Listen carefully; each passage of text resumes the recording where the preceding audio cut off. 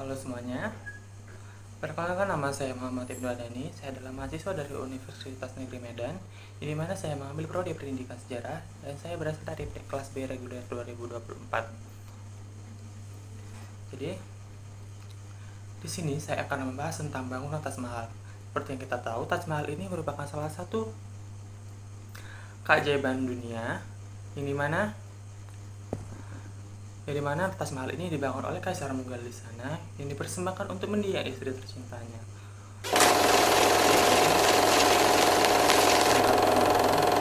Mulai ceritanya.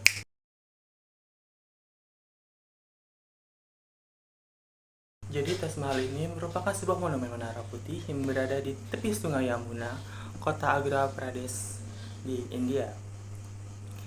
Taj Mahal ini dibangun oleh sebuah kaisar Mughal di India di sana yang bernama Shah Jahan yang dipersembahkan untuk mendiang istri tercintanya bernama Arjuman Banu Begum atau yang lebih dikenal sebagai Mumtaz Mahal.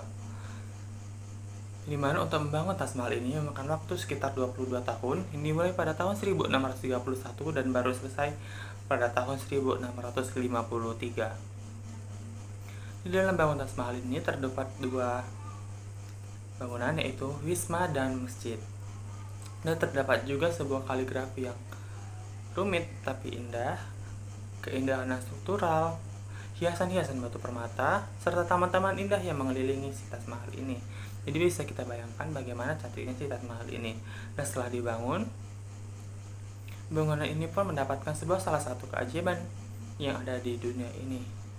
Jadi Shah Jahan ini merupakan cucu Akbar Agung di sana yang lahir pada tahun 1592 dan pada tahun 1607-nya, di mana pada masa inilah dia berjumpa dengan pujaan hatinya si Arjuman Banu Begum atau si Mumtaz Mahal ini. Pada masa itu tuh masih di kekuasaan bapaknya yang bernama Jahangir. Dan pada masa itu tuh juga si Shah Jahan ini tuh belum dikenal sebagai kaisar. Dia lebih dikenal sebagai Pangeran Khurram di sana. Tapi setelah dia membangun Taj Mahal ini, dia merupakan kaisar kelima di Kaisar Mughal. Lalu kita balik lagi ke cerita si pertemuan ini, yang dimana pada masa itu kayak lagi ada sebuah acara di istana keluarga, dan si Pangeran Khurram ini jumpalah sama si Mumtaz ini kan, kayak langsung suka gitu karena dua-duanya ini kan udah sama-sama cantik, sama-sama ganteng pula. Itulah, sama-sama jatuh cinta pada pandangan pertama juga kan. Pada masa itu si Mumtaz Mahal ini tuh masih berusia 15 tahun, yang dimana dia merupakan cucu dari Perdana Menteri di India. Jadi kayak kasta mereka tuh sama-sama tinggi gitu lah ya. Dan perlu kalian tahu kalau bibinya ini nanti tuh kayak nikah gitu sama si bapaknya si Pangeran Khurram atau si Shah Jahan ini.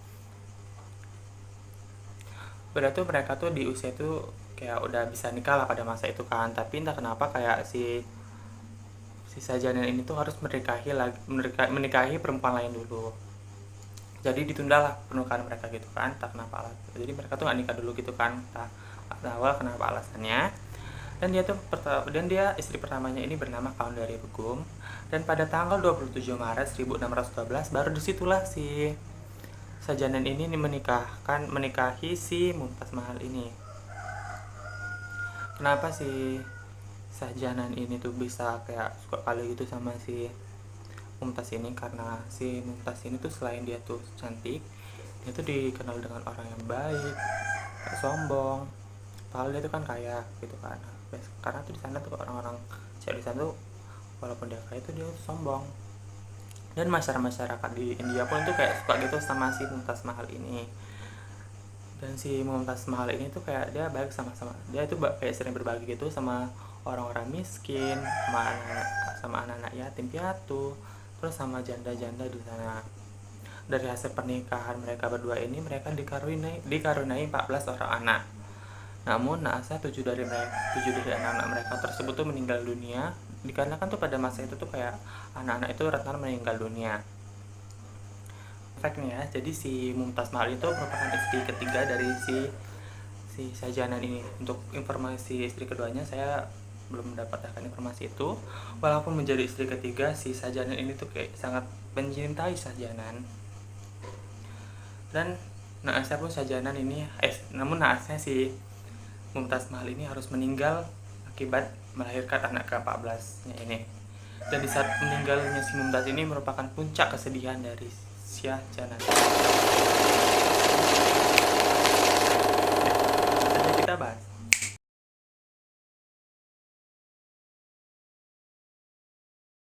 Jadi gini ceritanya, pada tahun 1631, 3 tahun setelah si Shah Jahan ini menjabat sebagai kaisar di sana, terjadilah sebuah pemberontakan yang dipimpin oleh Khan Jahan Lodi.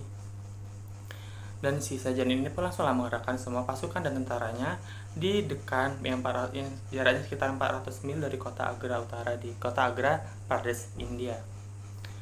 Dan si Mumtaz ini karena dia setia orangnya dan selalu kemana-mana ikut sama si Shah Jahan ini, dia pun memutuskan lah untuk ikut kan. Padahal pas itu tuh dia tuh kondisinya lagi hamil tua. Jadi di tengah peperangan itu, pemberontakan itu, pada tanggal 16 Juni 1631 si Mumtaz ini melahirkanlah anaknya yang ke-14. Anaknya ini diberi nama Kaudari Begum. Yang si Kaudari Begum ini adalah anak yang cantik, sehat pula kan. Sebenarnya tuh awalnya tuh nggak, si Mumtaz ini kayak baik-baik aja, tapi udah siap melahirkan nggak lama setelah pas masa persalinan itu sekarat lah si Mumtaz ini kan. Dengar hal ini pun si Shah Jahan ini langsung tuh dia kayak jumpain istrinya pada pagi harinya, yaitu atau pada tanggal 17 Juni 1631 gitu. Sampai ditengok istrinya, langsunglah didekati si Mumtaz ini kan, dan dipeluknya si Mumtaz ini. Nggak lama setelah dipeluk ini, meninggallah si Mumtaz Mahal ini. Ini mana ketika Mumtaz Mahal ini meninggal, disinilah puncak kesedihannya si Shah Jahan ini. Pas dia meninggal tuh, si Shah Jahan itu dia sedih kali. Dia 8 hari 8 malam di tanda mendiang istrinya itu untuk nangis saja. Maka dia tuh nangis terus sampai 8 hari 8 malam. Udah gitu keluar rambutnya itu udah berubah gitu, udah putih-putih gitu kan, dan dia pun pakai kacamata gitu. Dan si Mumtaz itu pun dikuburkan di sana secara Islam kayak sementara aja gitu. Baru setelah siap peperangan pada bulan Desember 1631 dibongkar lagi lah si makamnya si Mumtaz Mahal ini.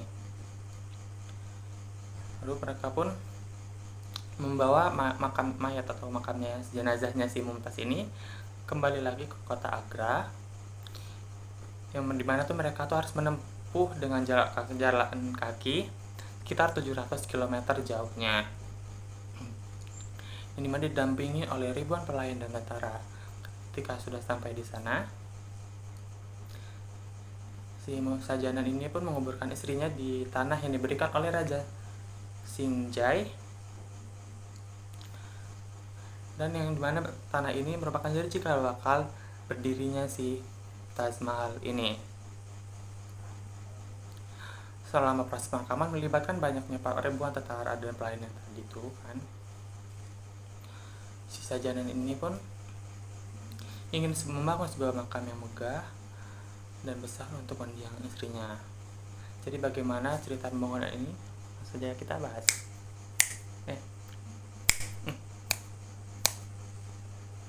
Nah,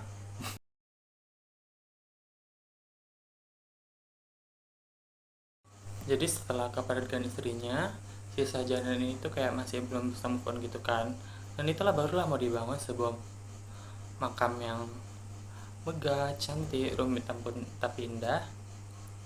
Yang dimana arsitektur dari monumen ini adalah Ahmad Lawri. Namun banyak orang juga meyakini bahwa si Shah Jahan ini juga lah yang membangun si bangunan ini kan, serta dibantu oleh ribuan arsitektur terbaik pada masa itu.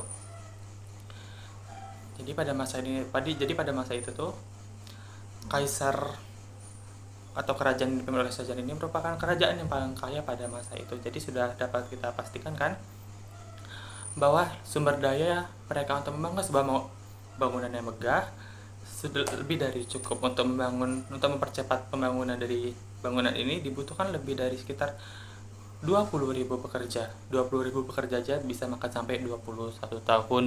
Dan bayangkan pembangunan itu kayak seberapa ribet gitu kan.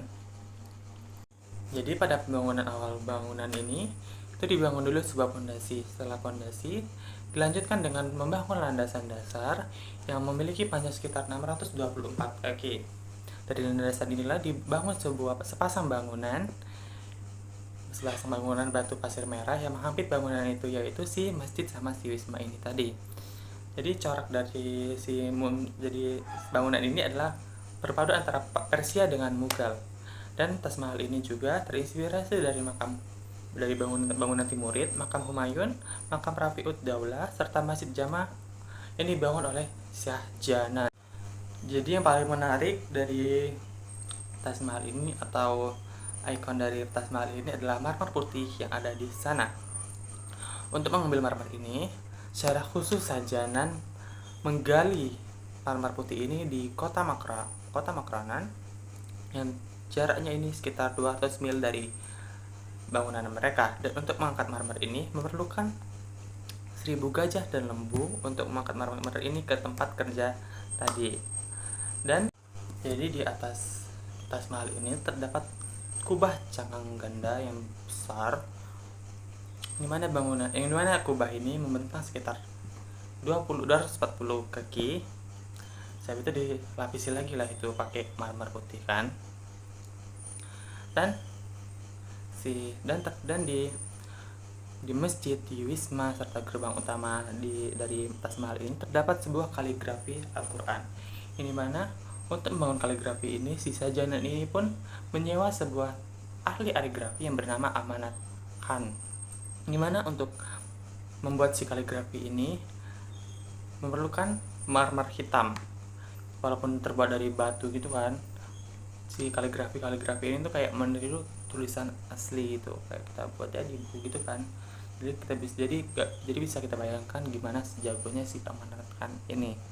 Selain dari yang saya sebutkan tadi, ada juga bunga hias halus, yang dimana bunga hias halus ini dibuat dulu di marmer putih, lalu diukir dan dilapisi lagi hiasan-hiasan batu permata. Jadi bisa kita bayangkan gimana cantiknya si bangunan Taj Mahal ini. Dan si hiasan bunga halus ini emang hampir mendominasi satu bangunan si Taj Mahal. Dan di Taj Mahal ini terdapat taman-taman serta 4 sungai yang makin memperindah si bangunan Taj Mahal ini. Dan bangunan Taj Mahal ini memakan uang sekitar 32 juta rupiah pada masa itu. Setelah dibangun Taj Mahal yang megah ini, si Shah Jahan pun belum bisa kayak move on gitu dari istrinya kan. Kayak masih sedih dia gitu mengingat almarhumah istrinya ini. Lalu terjadilah sebuah kita bahas.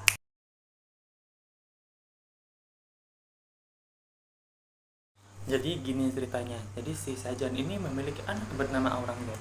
Di mana Aurangzeb ini dia mengkhianati bapaknya untuk menjadi raja di masa itu. Jalannya cara si Shah Jahan ini si Aurangzeb ini untuk mencapai posisi itu kayak nggak bagus gitu jalannya. Dia tuh kayak harus membunuh 3 kakak lakinya terlebih dahulu, dan dia pun kemudian memenjarakan bapaknya ini di Benteng Merah pada tahun 1658. Udah bapaknya difitnah, ditinggal lagi istrinya, memang berotak ini si Aurangzeb ini. Di atas Mahal Kundang ya inilah si Aurangzeb ini kan. Dan setelah itu nggak lama kemudian si anaknya nggak ada otak ini pun dijadikan raja di sana. Selama sisa 8 tahun terakhirnya si Shah Jahan ini pun dia melihat si Taj Mahal ini dari jendela-jendela kecil di sana. Dan pada tahun 1666 si Shah Jahan pun meninggal dunia. Dan anaknya si Aurangzeb ini pun yang ada otak tadi ini memutuskan untuk menguburkan ayahnya bersama dengan Mumtaz Mahal. Ini mana akhirnya pun mereka berdua dapat bersama kembali di Taj Mahal. Jadi harus pada tahun 1800-an mulailah nih penjajah Inggris masuk di India dan berhasil menggulingkan kekaisaran Mughal di sana. Jadi si Taj Mahal inilah yang dijadikan sasaran empuk orang-orang Inggris pada masa itu kan. Dari mulai lilin, pintu, marmer putih di sana tuh bahkan sampai dijual sama orang itu. orang-orang itu. Tapi untungnya gubernur India pada masa itu yang bernama Lord Curzon menaruh perhatian lebih pada bangunan ini, yang dimana dia ingin melestarikan bangunan Taj Mahal ini. Dan dia pun memerintahkan orang-orang di sana untuk membangun seperti semula si Taj Mahal ini. Untungnya lah tadi ada si Lord Curzon ini kan, kalau nggak ada ya kita nggak tahu lagi bagaimana keadaan Taj Mahal. Dan hampir setiap tahunnya sekitar 7-8 juta orang mengunjungi si Taj Mahal ini. Dan katanya dan lebih bagus jika ingin melihat Taj Mahal ini pada saat bulan purnama. Ini dimana saat pada bulan purnama ini, ketika tepat cahaya rembulan menyinari Taj Mahal ini, dimana kayak si Taj Mahal ini tampaknya tuh kayak cantik kali, bersinar terang. Jadi orang di situ kayak bergencar-gencar lah mau ke Taj Mahal itu pada saat bulan purnama ini. Oke, jadi segitu saja ceritanya. Ini mana ceritanya sangat menyedihkan, yang dimana si Sajanan ini udahlah ditinggal istrinya, dikhianati lagi sama anaknya. Terdapat kayak cerita itu sedih sekali dapat kita rasakan. Jadi bagaimana ceritanya? Apakah kalian suka dengan cerita ini? Jika ada salah kata dan jika ada salah informasi dan salah kata serta kurangnya penyampaian dari saya mohon maaf. Sekian dari saya. Assalamualaikum warahmatullahi wabarakatuh. Bye bye semua.